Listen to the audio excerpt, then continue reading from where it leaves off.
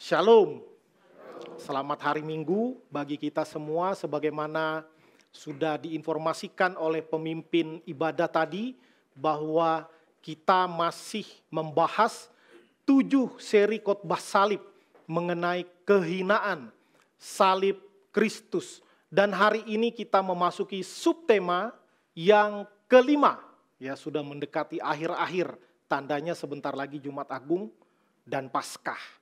Ya, kita siapkan hati kita siapkan diri kita, dan kita membahas satu tema ya yang mungkin jarang sekali dibahas. Biasanya yang dibahas hanya salib dan penebusan.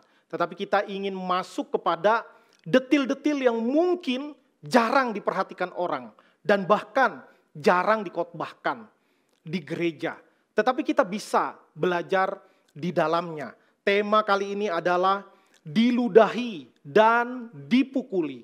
Diludahi dan dipukuli. Mari kita membaca beberapa ayat yang terkait dengan ini. Saya akan bacakan, ada dari Perjanjian Lama dan juga tentu dari kitab Injil. Saya akan bacakan bagi kita semua. Yang pertama adalah dari Yesaya pasal 50 ayat 6. Demikian firman Tuhan.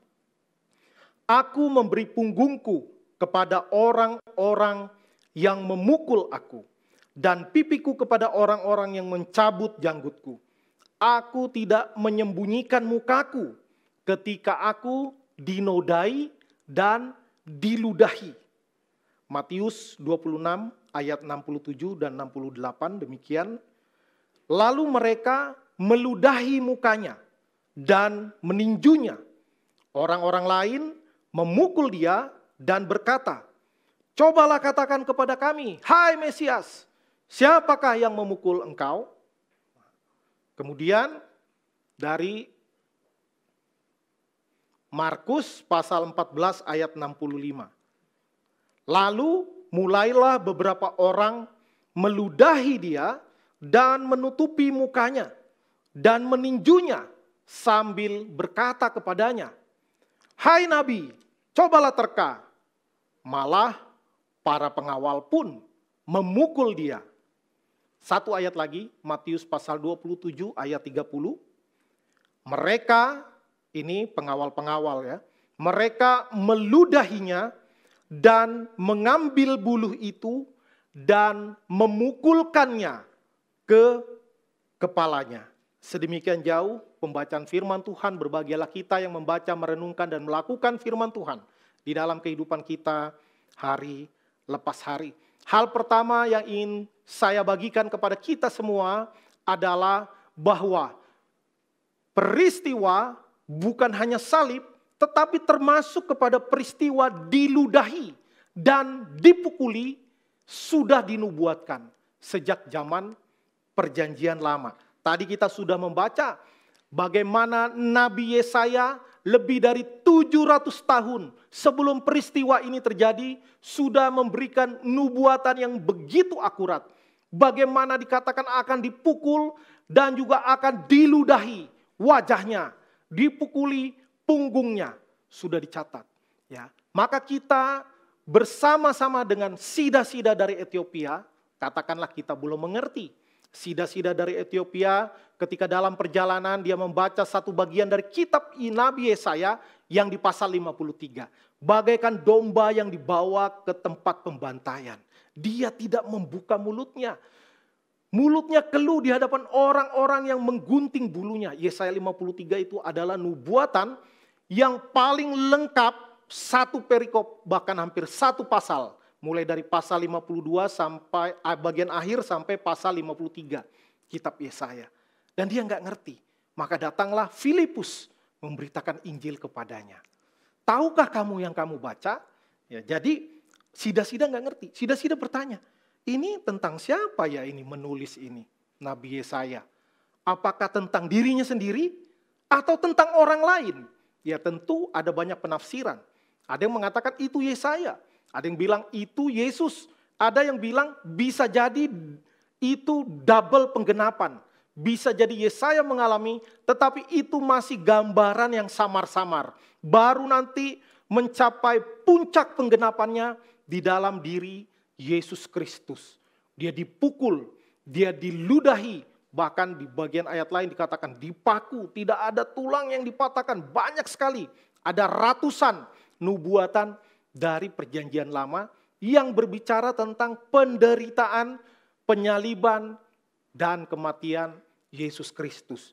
Dan kita confirm, kita yakin seyakin-yakinnya bahwa ayat ini mengacu kepada diri Yesus Kristus karena Yesus sendiri mengkonfirmasi. Sebelum dia menderita, sebelum dia disalibkan, Yesus sudah memberitahukan kepada murid-muridnya, tercatat di dalam Lukas pasal 18 ayat 31 sampai 33, dikatakan demikian, sekarang kita pergi ke Yerusalem, dan segala sesuatu yang ditulis oleh para nabi, termasuk Nabi Yesaya, mengenai anak manusia, yaitu Yesus Kristus, akan digenapi. Sebab ia akan diserahkan kepada bangsa-bangsa yang tidak mengenal Allah, bangsa Romawi. Diolok-olokkan, dihina, dan diludahi. Dan mereka menyesah dan membunuh dia, dan pada hari ketiga ia akan bangkit.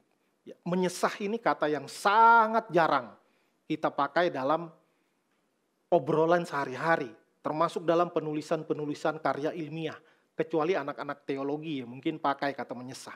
Menyesah itu kalau kita lihat dari kamus, itu memukul menggunakan alat. Mukul menggunakan alat itu namanya menyesah. Ya. Waktu kecil, waktu saya bandel, berarti saya pernah disesah oleh papa saya pakai sapu lidi, ya, karena bandel, ya, bukan karena iseng, karena bandel. Nah, jadi disesah itu memukul menggunakan alat. Nah, pada zaman itu menampar juga bisa dikatakan dipukul, memukul dengan telapak tangan, itu namanya menampar. Kalau memukul dengan kepalan tangan itu namanya meninju, ya, orang Jakarta bilang menonjok. Menggaplok, menggebok, dan lain sebagainya. Banyak katanya ya, kita banyak kata untuk menganiaya ya. Nah, jadi Yesus sendiri sudah menubuatkan apa yang akan terjadi kepada dirinya, termasuk tema yang kita bahas kali ini adalah diludahi dan dipukuli. Ya. Namun demikian, kadang ada orang yang salah paham. Oh, kalau gitu mereka nggak salah. Orang-orang itu masa yang mengamuk termasuk pengawal-pengawal, enggak salah dong mereka meludahi dan menyesah Yesus, memukuli Yesus. Malah mereka membantu supaya nubuatan-nubuatan yang sudah ratusan tahun itu digenapi.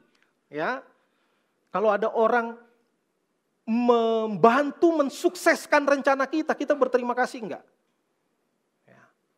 Misalnya, gampang, kalau di permainan bola, biasanya yang mencetak gol akan selebrasi dan mengejar orang yang memberi dia umpan sehingga dia mencetak gol. Itu wujud apresiasi. Berterima kasih. Kalau nggak ada kamu, gol tidak akan terjadi. Karena ada umpan yang begitu matang, yang begitu memanjakan penyerang sehingga penyerang itu bisa mencetak gol.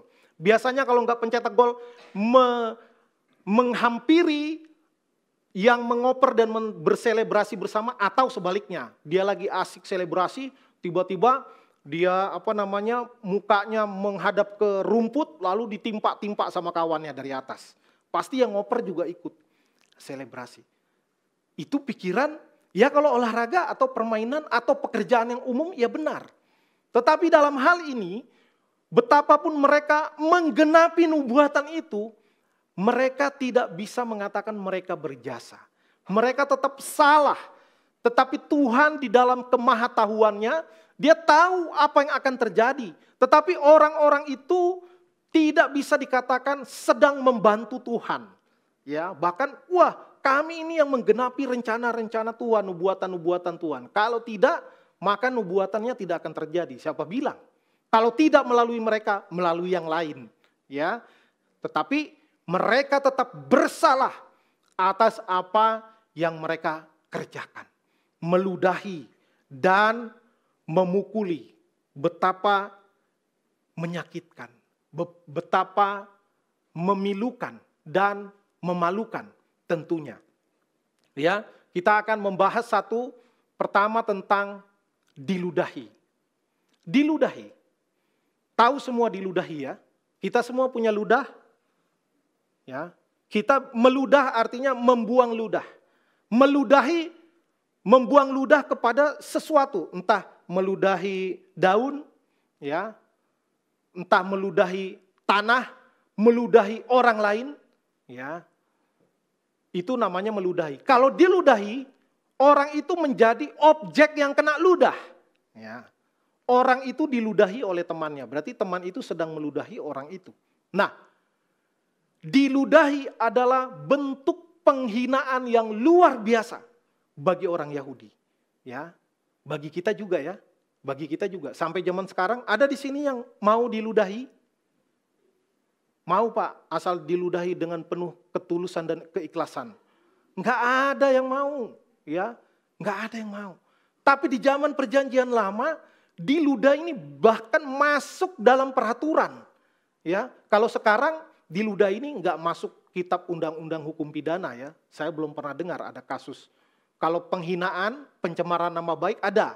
Tapi kasus pasal peludahan rasanya belum ada ya. Rasanya belum ada.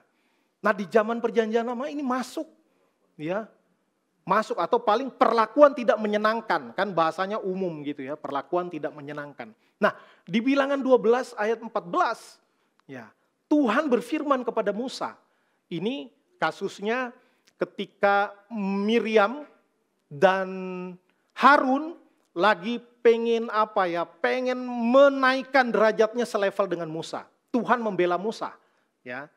Tuhan membela Musa. Tuhan mengatakan seperti ini kepada Musa. Sekiranya ayahnya meludahi mukanya, tidakkah ia mendapat malu selama 7 hari? Biarlah dia selama 7 hari dikucilkan keluar tempat perkemahan, kemudian bolehlah ia diterima kembali. Jadi dari kalimat ini kita mengerti. Ya, ini Tuhan mengambil percontoh dari apa yang dikerjakan orang Yahudi. Ya. Kalau seorang ayah marah mungkin meludahi anaknya, itu malunya berapa hari? 7 hari katanya. Apa itu ludah nggak kering-kering sampai 7 hari saya nggak ngerti. Ya, pokoknya kalau ayah meludahi mukanya, muka anaknya berarti malunya itu 7 hari. Ya ampun, ya. Padahal kalau meludahnya nggak ada yang lihat gimana? Ya kan? Tapi tetap dianggap itu dia malu sampai 7 hari. Betapa itu merendahkan dan membuat orang menjadi malu. Sampai dibilang malunya itu 7 hari. Dan dia dikucilkan. Ya, dikucilkan. Dalam konteks ini Tuhan sedang memarahi Harun dan Miriam. Kemudian satu kali lagi ini praktek resmi perludahan. Ya, saya baca dengan cepat dari agak panjang soalnya. Dari Ulangan 25 ayat 5 sampai 10. Ya. Apabila orang-orang yang bersaudara tinggal bersama-sama dan seorang daripada mereka mati dengan tidak meninggalkan anak laki-laki, maka janganlah istri orang yang mati itu kawin dengan orang di luar lingkungan keluarganya. Saudara suaminya haruslah menghampiri dia dan mengambil dia menjadi istrinya, dan dengan demikian melakukan kewajiban perkawinan ipar. Maka anak sulung yang nanti dilahirkan perempuan itu haruslah dianggap sebagai anak saudara yang sudah mati itu. Supaya nama itu jangan terhapus dari antara orang Israel. Tetapi jika orang itu tidak suka mengambil istri saudaranya, maka haruslah istri saudaranya itu pergi ke pintu gerbang menghadap para tua-tua serta berkata, "Iparku menolak menegakkan nama saudaranya di antara orang Israel. Ia tidak mau melakukan kewajiban perkawinan ipar dengan aku." Kemudian para tua-tua kotanya haruslah memanggil orang itu dan berbicara dengan dia. Jika ia tetap berpendirian dengan mengatakan, "Aku tidak suka mengambil dia sebagai istri," maka haruslah istri saudaranya itu datang kepadanya di hadapan para tua-tua, menanggalkan kasut orang itu dari kakinya, meludahi mukanya sambil menyatakan, "Beginilah harus dilakukan kepada orang yang tidak mau membangun keturunan saudaranya." Dan di antara orang Israel namanya haruslah disebut kaum yang kasutnya ditinggalkan orang. Jadi zaman perjanjian lama itu ada istilahnya perkawinan ipar. Ya, Kalau saya waktu sekolah dulu, guru saya kalau nggak salah jelaskan naik ranjang. Ya, naik ranjang atau apa ya? Betul ya, Pak? Oh iya, kenapa bisa turun? Karena naik dulu ya. Turun ranjang. Iya benar-benar, karena adiknya yang ngambil. Turun ranjang. Salah ingat saya, ranjangnya aja yang diingat. Ya. Jadi itu udah terjadi dalam zaman perjanjian lama. Di Indonesia juga zaman itu pernah ada. Wah, bertahan beribu-ribu tahun ya. Jadi itu sudah ada sejak zaman perjanjian lama. Dan sudah diatur sedemikian rupa.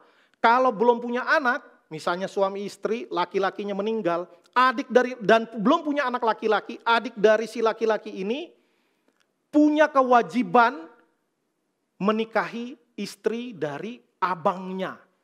Nah nanti kalau punya anak laki-laki itu adalah anak abangnya. Ya, jadi harus dianggap sebagai anak abangnya, bukan anak dia. Kalau ada anak laki-laki lagi, barulah itu anaknya dia. Ya, kalau dia nggak mau, si istri harus mengadu ke tua-tua kota. Ya, ke tua-tua kota. Nah, kalau dia mau, oke. Kalau laki-laki itu tetap nggak mau, ya mungkin jelek kali ya, atau nggak cinta dia, atau nggak kaya, itu kakak iparnya nggak tahu kita. Pokoknya kalau dia nggak mau, beginilah harus dilakukan katanya. Di hadapan para tua-tua. Sendalnya atau kasutnya diambil. Lalu dengan legal formal diludahi mukanya. Ya, nggak tahu teknis meludahinya gimana. Ya, apakah meludah dengan sopan santun? Ya, apakah meludah dengan waduh. Dulu teman saya ada yang ahli itu, kalau lagi pilek itu dia pintar menghisap semua dari tenggorokannya lalu melemparkan dengan volume yang cukup dan melekat di tembok. Kayak iklan cat tembok itu, melekat dengan mantap. Nggak tahu gimana prosedurnya, apakah bebas, pokoknya sembur. Nggak tahu, nggak dijelaskan di sini. Tapi bisa jadi karena ini kayak ada kata-katanya kayak harus ada dipermalukan orang itu. Beginilah harus dilakukan. Artinya dia pantas untuk diludahi.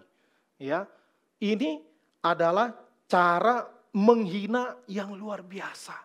Apalagi dilakukan di depan umum. Ya, dan secara resmi di hadapan tua-tua Israel. Waduh. Ya, jadi tujuan dari meludahi tentunya adalah untuk menghina atau menyatakan objek yang diludahi itu hina. Dia pantas untuk diludahi. Ya, maka kita bisa menangkap message dari orang-orang yang meludahi Yesus. Karena apa? Menganggap Yesus hina. Luar biasa ya. Luar biasa berdosanya manusia.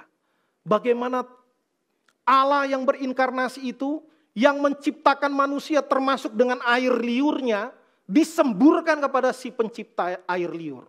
Waduh, ini benar-benar hal yang nggak tahu diri betul-betul.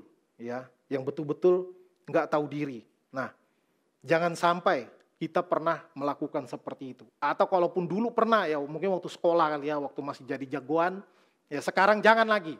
Jangan lagi. John Calvin memberikan komentari tentang bagian ini. Dikatakan, our filthiness deserves that God should hold it in abhorrence and that all the angels should spit upon us.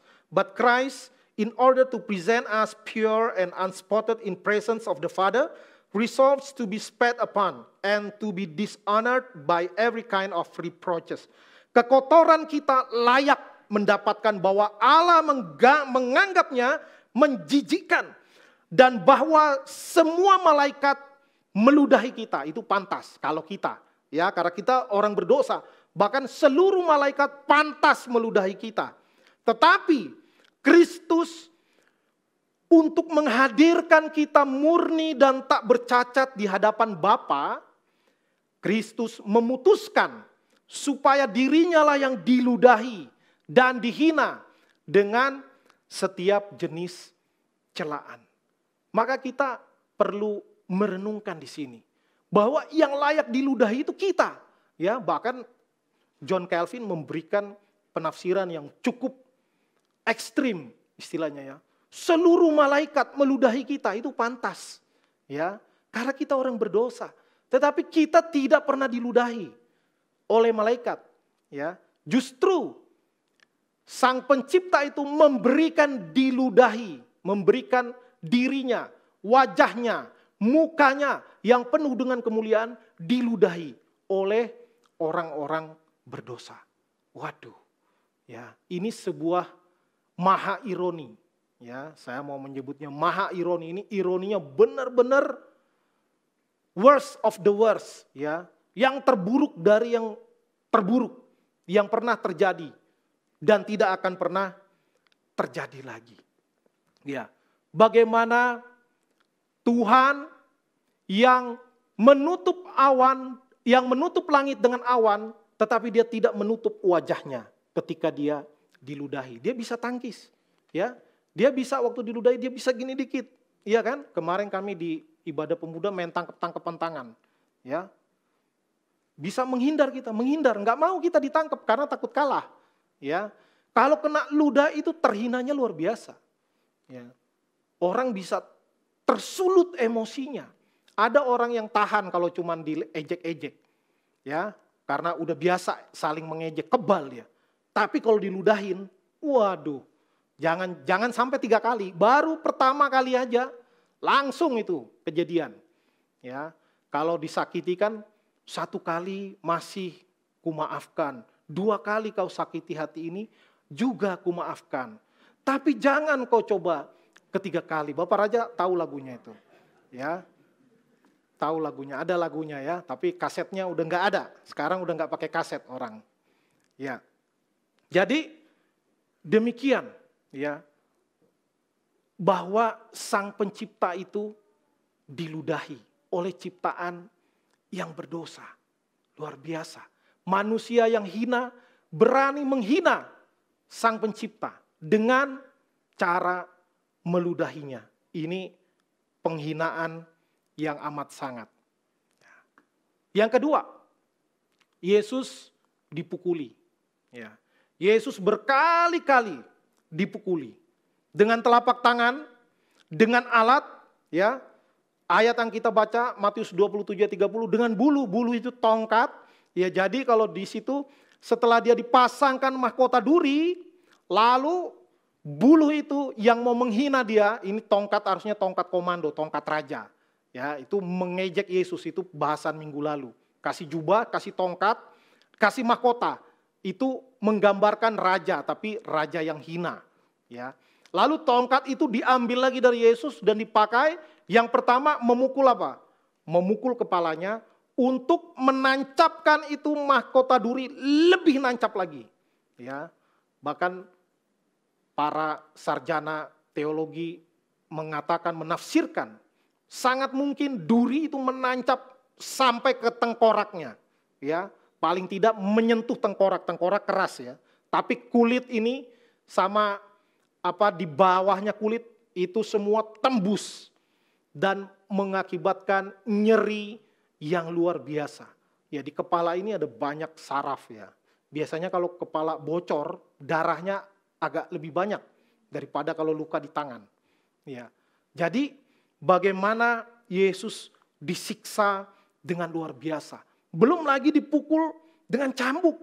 Ya, belum lagi tadi dikatakan ditinju. Ya, satu ayat yang kita baca tadi mengatakan Yesus ditinju. Dan ditinju dengan cara yang paling ngejeknya minta ampun. Ya, bukan diajak duel nih. Kalau diajak di duel masih jantan ya kan. Ini enggak. Sempat ditutup dulu mukanya, baru digebukin.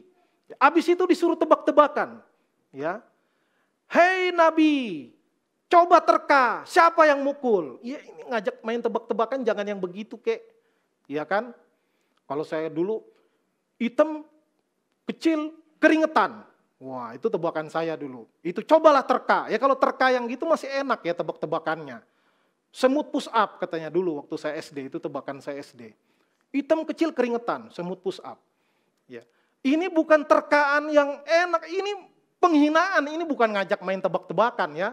Jadi ada orang ditutupi wajahnya, lalu dipukulin, habis itu disuruh nebak. Ya. Bukan cuma disuruh nebak, di depannya itu bikin ngeselin lagi. Hai Nabi katanya, pakai kata hai Nabi. Disuruh terka, tebak siapa yang pukul kamu. Ya, bahkan kalau dari bahasa Indonesia enak, terka dengan tebak. Ya, kalau di bahasa Inggris itu disuruh profesi katanya. Bukan profesi pekerjaan ya, suruh bernubuat. Ya, disuruh bernubuat. Ini benar-benar mereka mau mencoba menghina Yesus dalam level yang paling tinggi. Ya, mengaku raja, dibuat mirip raja tapi sehina mungkin. Lalu mereka, orang melihat Yesus sebagai nabi, nabi itu bisa bernubuat, termasuk menubuatkan kematiannya sendiri. Lalu disuruh bernubuat dalam arti tebak, siapa yang mukul kamu? Waduh, itu luar biasa. Bahkan sampai Yesus disalibkan pun masih diuji. Wah, kan Mesias, turun dong. Ya, kalau turun kami percaya katanya. Ini emang orang udah hatinya sudah membatu. Ya. Dan yang sangat disayangkan bukan perlakuan mereka. Mereka tidak diberikan anugerah untuk bertobat. Itu yang paling menyedihkan. Ya, itu yang paling menyedihkan. Walaupun mereka katakan, kalau engkau turun, kalau engkau Mesias turun dari situ, kami mau percaya katanya. Padahal mereka sudah melihat sendiri berbagai mujizat yang dilakukan oleh Yesus. Orang buta melihat, orang lumpuh berjalan, orang mati dibangkitkan. Kalau cuma mujizat lompat dari kayu salib ke bawah, nah itu masih biasa. Ya, mungkin kalau Yesus lepaskan emosi misalnya ini, cuman misalnya, turun ke bawah, percaya nggak mereka? Mungkin mereka bilang itu pasti makunya nggak benar, paling gitu. Ya, wong Yesus bangkit aja dibilang paling itu mayatnya dicuri, cuma dikarang-karang aja ceritanya. Memang orang yang sudah hatinya dan pikirannya membatu, selalu punya alasan untuk tidak mau bertobat. Selalu punya alasan untuk menyalahkan orang lain, bahkan menyalahkan Tuhan atas dosa-dosa yang diperbuatnya sendiri. Nah, bagaimana kita melihat bahwa tujuan dari orang-orang termasuk dari para pengawal memukuli Yesus, tujuannya adalah untuk menyiksa, untuk menghina, untuk memuaskan keinginan massa yang sudah tidak terkendali karena terbakar emosinya. Waduh, ini sekali lagi adalah pementasan hal yang paling memalukan. Ya, udah cacat hukum, prosesnya tidak benar, dan sangat barbar. Ini bahasa anak-anak muda sekarang ya. Brutal, barbar. Barbar banget ini. Ya kan? Orang itu kalau udah kena vonis mati, Yesus ini kan udah mau diserahkan untuk disalibkan. Kalau udah kena vonis mati, itu kalau bangsa yang beradab, udah gak usah diapa-apain, orang calon dieksekusi kok. Iya kan? Pasti mati nanti. Tenang, tunggu aja nanti dieksekusi istilahnya. Dan ini itu akan dieksekusi pada hari yang sama. Orang masih gak puas. Ya, udah begitu benci yang mencapai titik kulminasi, puncak yang tertinggi. Ya, sampai gak puas. Orang udah mau disalibkan, masih ditinju, masih diejek. Ya, dihinakan sehina-hinanya. Waduh, ini benar-benar luar biasa. Ya. Banyak orang Indonesia kemarin waktu terjadi kasus penembakan itu, yang ajudan itu kan, akhirnya komandannya Jenderal Bintang 2 kena vonis mati. Habis itu orang udah jarang tuh nonton TV. Ya, karena kayak rasa keadilannya sudah terpuaskan. Udah nggak ada yang mikir, kita pukulin dulu yuk. Ya, kita kasih mahkota duri. Kita olok-olok, enggak perlu. Ya, itu aja masih naik banding, belum tentu nanti jadi itu, bisa turun nanti. Ya, tapi orang sudah terpuaskan. Orang itu ya kalau udah kena vonis mati ya sudah. Ya, ini enggak puas. Masih mau dihina-hina, diejek-ejek, bahkan diludahin. Ya, luar biasa. Enggak mikir mereka ludahnya itu bisa mengandung banyak bakteri. Ya nggak usah dibantuin dikasih bakteri, orang itu memang akan mati, orang vonis mati kok. Ya. Ini menunjukkan betapa manusia bisa sangat biadab, bisa sangat barbar. Padahal hukum Romawi itu di zamannya adalah hukum yang paling lengkap, ya, yang paling komprehensif.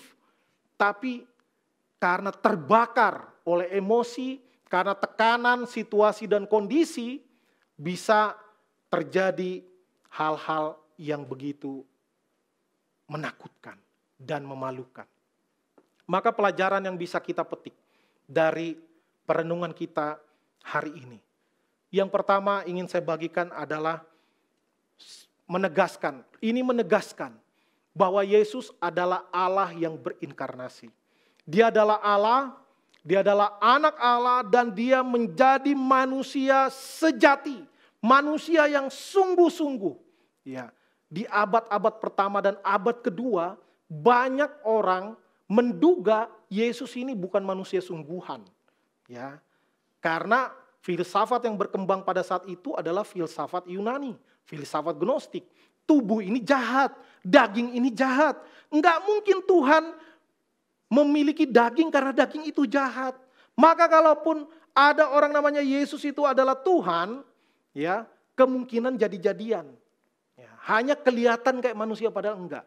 Sebenarnya penyiksaan Yesus ini jelas sekali memperlihatkan bahwa Yesus adalah manusia sejati. Tentu di samping dia juga Allah yang sejati. Pada saat yang sama. Ya. Karena apa? Waktu dipukulin sakit, berdarah ya berdarah. Ya. Tetapi dia punya kekuasaan yang begitu tinggi, tetapi dia tidak menggunakannya. Dan dia merasakan semua sakitnya supaya pengorbanan dan penebusannya menjadi sempurna. Ya. Kalau dia pakai kemahakuasaannya di gini-gini pura-pura sakit padahal nggak terasa gitu ya. Waduh, itu mah ngakalin orang namanya. Ya, pura-pura sakit, pura-pura mati padahal enggak. Pura-pura berdarah padahal enggak bisa. Dia mau menjalani semua proses penderitaan itu sampai kepada kematian. Ya, jadi dia manusia sejati. Kemudian Yesus adalah teladan terbaik. Ya, dia teladan terbaik. Seringkali kita dihina orang, direndahkan orang, atau yang paling ringan, apa yang kita perbuat tidak dianggap orang, tidak diapresiasi orang. Itu saja kadang membuat kita mutung. Apa ya istilahnya? Ndredeg, apa itu? Ahli bahasa siapa di sini? Ya, membuat kita kesal lah paling tidak ya, kok saya udah capek-capek loh. Begini, begitu, saya banyak berkorban bagi gereja ini, bagi kantor ini. Ya, tapi kok saya tidak dihargai, orang bilang terima kasih aja kagak. Misalnya. Atau bilang terima kasih tapi senyumnya kurang lebar 2 cm lagi. Ya kayaknya enggak sepenuh hati berterima kasihnya. Ya kadang kita seperti itu. Manusia layak dihukum oleh Tuhan. Tadi dikatakan Calvin bahwa malaikat bisa berhak meludahi kita. Semua malaikat. Ya. Karena kita berdosa. Kita manusia berdosa aja pingin dihargai kan. Tetapi Yesus yang memang sudah sepantasnya dihargai, justru tidak dihargai. Justru apa? Diludahi. Justru dipukuli. Makanya itu Yesus sebelum naik salib itu udah setengah mati emang. Ya, penderitaannya udah luar biasa berat. Dari mulai berdoa aja, ya, menurut penelitian dikatakan ada sarafnya yang pembuluh darahnya terpecah sehingga keringatnya bercampur darah. Ya, dulu dikatakan apa istilahnya nervous breakdown atau apa. Tapi itu bisa dijelaskan secara medis. Itu adalah saat dimana orang mengalami tekanan yang begitu besar. Dan itu dialami Yesus. Karena apa? Mau menjalani itu, waduh, belum dijalaninnya udah berat. Yang paling berat itu sebenarnya menanggung dosa dunia. Waduh, itu beratnya berat sekali. Ya, maka jangan pikul itu. Aku pun gak mampu. Cuma Yesus yang mampu. Ya, maka teladan terbaik dilakukan oleh Yesus. Dia menjalani semua kesakitan itu dan dia tidak marah, tidak memaki-maki, tidak membenci orang-orang itu karena dia tahu fokus tujuan dia adalah menebus dosa manusia. Kalau dia mau, dia sendiri sebut kepada Petrus, kamu pikir aku gak bisa manggil lebih dari 12 pasukan malaikat untuk menjaga? Bisa. Di perjanjian lama udah terjadi beberapa kali itu. Ya, ada orang jahat Tuhan mau hukum, gampang, tinggal membuat bumi ternganga, menelan orang-orang jahat di dalamnya. Baca peristiwa Datan, Korah dan Abiram. Ya, atau bagaimana menurunkan api dari langit ketika Nabi Elia duel dengan 450 Nabi Baal. Ya, Elia udah itu sapi yang dipotong-potong disiram air, dibikin kelilingnya parit lagi, penuhin air lagi. Nggak mungkin terbakar itu, susah bakarnya. Yang bakar api dari langit. Tuhan tunjukkanlah bahwa engkau adalah Allah yang sejati. Langsung api nyambar, vus, airnya kering. Ya, sapinya jadi sapi bakar. Ada iga bakar juga kali ya. Ya, bisa. Ya, kalau Tuhan mau kerahkan kekuatannya gampang. Ya, dan itu adalah teladan yang luar biasa. Bisa membalas, bisa menghukum orang jahat, tetapi karena dia tahu dia mau menebus manusia, maka dia tidak menggunakan kekuasaannya, tidak menggunakan keilahiannya. Dia seperti domba yang dibawa ke pembantaian, yang tertulis di Yesaya 53. Ya, teladan yang sungguh luar biasa.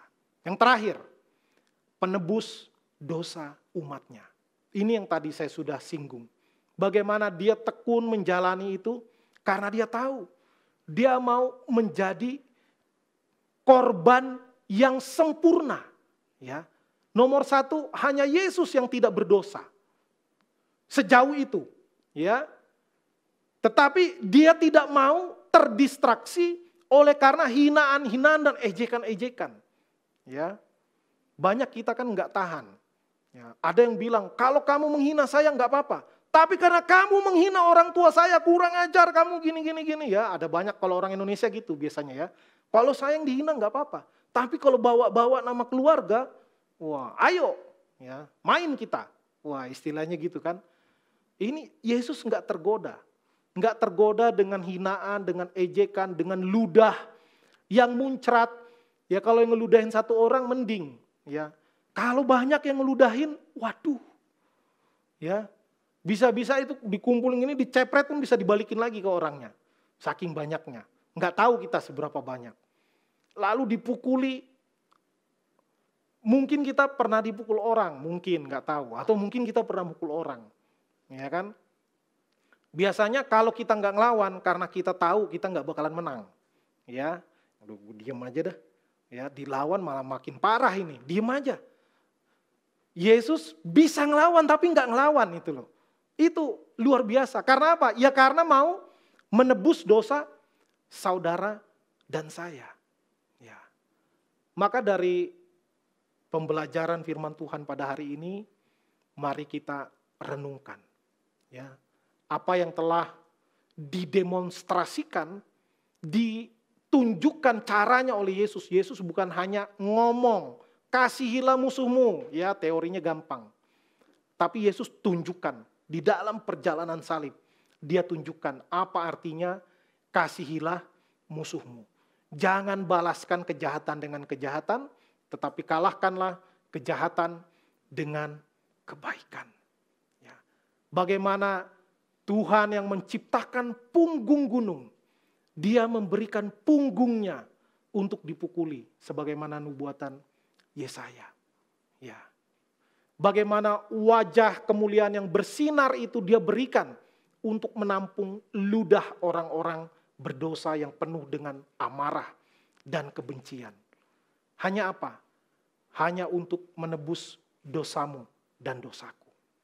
Ya. Karena itu kalau kita di dalam hidup, kita kurang dihargai orang, kita dibenci orang, bahkan kita difitnah orang, kita ditipu orang, sampai mungkin kita bangkrut. Ya. Bisa enggak? Bisa saja. Ya. Tapi jangan minta. Ya. Jangan minta. Kadangkala kita merasa hidup ini tidak adil. Kita mulai mikir, padahal saya udah setia kepada Tuhan, kok saya sakit? Kok saya gagal? Kok saya bangkrut? Kok saya ditinggali pacar saya? Di ghosting bahasa sekarang. Ya. Ini Pak Pendeta tahu-tahu aja ya. Ya karena ikut ibadah pemuda tiap Sabtu. Ya makanya mau tahu bahasa-bahasa terkini, datang ibadah pemuda hari Sabtu. Ya.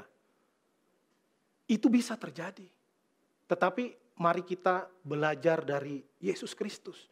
Dia bisa punya ketahanan yang paling tahan menghadapi penderitaan karena dia tahu tujuan. Karena dia mau memberikan teladan. Karena dia mau menebus dosa saudara dan saya.